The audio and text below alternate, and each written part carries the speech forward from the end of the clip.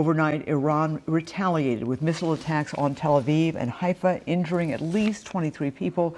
The vast majority of them we're hearing lightly wounded. There are now concerns of more attacks and escalating threats against people who are Jewish.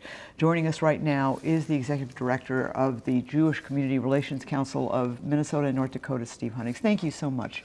Thank you, Esme. All right, we've talked before. You believe this is justified.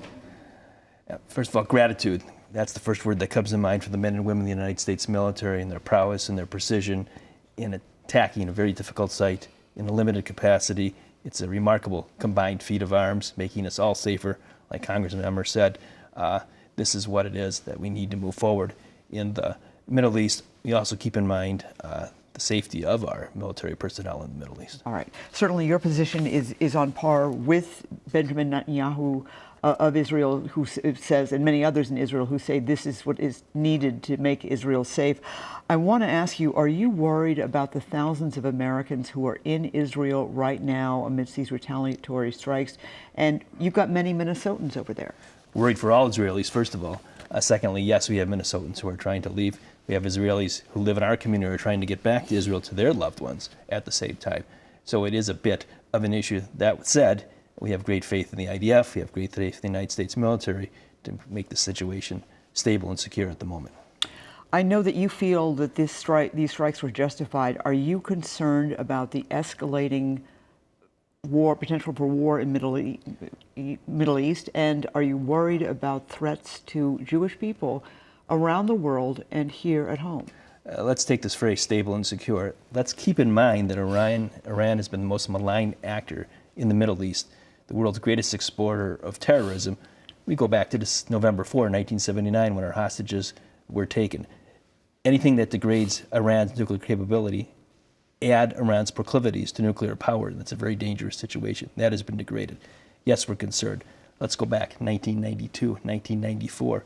Iran, most likely, were behind the attacks on the Israeli embassy in Buenos Aires, as well as the Israeli Community Center in Buenos Aires in 1994. We know what Iran can do and strike out at Jewish diaspora communities. What is being done here locally in terms of protecting Jewish residents of Minnesota, Jewish institutions? You heard the quote from the governor. And we thank the governor for his statement and for making sure that we're all aligned with law enforcement. We've seen here in this past week with the attacks and the assassinations of the Hortmans and the Hoffmans, the dangers of political terror, firsthand right here in Minnesota. So we take this work very seriously. We have a robust and advanced community security program for the Jewish community, but we take nothing for granted. Is this going to escalate the security around Jewish institutions and people who are Jewish, places of worship? I mean, all of us remember the horrible assassination of those two young consulate workers in Washington, D.C. just a few weeks ago. To your point, Esme, the Jewish communities, not just in the United States, are caught between the political terror of the left, which you've seen in Washington, D.C., Boulder, and Governor Shapiro, and the right, Tree of Life Synagogue, Poway Synagogue in 2019. We know what it's like to be the target. In fact, the place where the extreme left and the extreme right and their hatred and political terrorism merge is hatred of Jews. All right.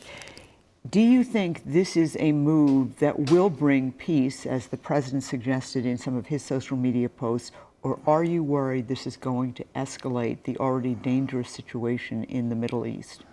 I'm an unrelenting optimist, Esme, and I look at the United States as the indispensable and necessary partner to progress in the Middle East. Ask President Clinton, ask President Carter, ask President George W. Bush, all the things they did to bring peace along. Now we're at another step where the degradation of Iran's nuclear capability should open doors for diplomacy and hopefully advancing on all sorts of different fronts, including the Palestinian front. All right. Well, Steve Hunegs from the Jewish Community Relations Council of Minnesota and Dakotas, thank you so much for coming over and sharing your views on such short notice. Thank you, Esme. Take care.